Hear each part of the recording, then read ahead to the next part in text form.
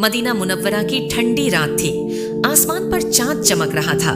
लोग अपने घरों में आराम से सो रहे थे, मगर इस्लामी हुकूमत का अमीर उल मोमिनीन हजरत उमर फारूक रजी अल्लाहु अन्हु चैन से नहीं सो रहे थे। उनकी आदत थी कि रात को चुपचाप गली गली घूमते और देखते कि कोई मुसलमान भूखा तो नहीं, कोई परेशान तो नहीं।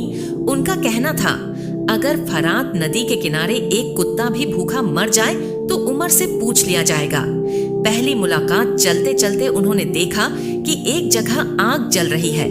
पास गए तो देखा कि एक औरत बैठी है और उसके छोटे छोटे बच्चे रो रहे हैं।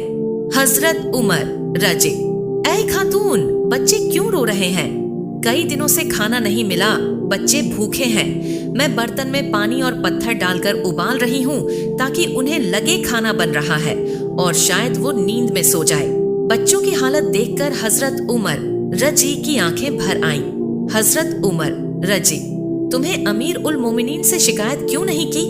अमीर उल मोमिनीन, वो उमर, हमें क्या मालूम उसे हमारी परवाह है या नहीं। यह सुनकर हजरत उमर रजी का दिल कांप गया। बैतुल माल की तरफ वो फौरन बैतुल माल पहुंचे। वहां से आटे की बोरी, घी और खाने पीने का सामान निकाला। उनके साथ उनका एक नौकर भी था। हजरत, बोरी मुझे दे दीजिए, मैं उठाता हूँ। हजरत उमर रजी, कयामत के दिन मेरा बोझ तुम उठाओगे क्या? नहीं, इसे मैं ही उठाऊंगा। बच्चों को खाना खिलाना वो उस औरत के घर पहुंचे। बर्तन उतारा, आग जलाई और अपने हाथों से खाना पकाया।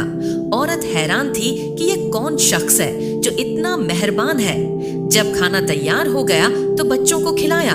बच्चे पहले रो रहे थे, अब हंसने और खेलने लगे। हजरत उमर रजी, अब उमर को सुकून मिला। फिर वो चुपचाप वहां से चले गए ताकि औरत को पता भी न चले कि यही अमीर उल मोमिनीन है। कहानी का दूसरा हिस्सा, गरीब बूढ़े का हाल। दूसरी रात फिर हजरत उमर रजी गश्त करते निकले। उन्होंने एक बूढ़े आदमी को देखा जो यहूदी था और भीख मांग रहा था। हजरत उमर रजी, तुम क्यों भीख मांग रहे हो? मैं बुढ़ापे की वजह से काम नहीं कर सकता। जजिया, टैक्स भी देना होता है और रोजी कमाने की ताकत भी नहीं रही। हजरत उमर रजी का दिल पिघल गया। उन्होंने तुरंत हुक्म दिया, ऐसा नहीं चलेगा। यहूदियों और ईसाइयों पर जब तक वो तंदुरुस्त हों टैक्स लिया जाए।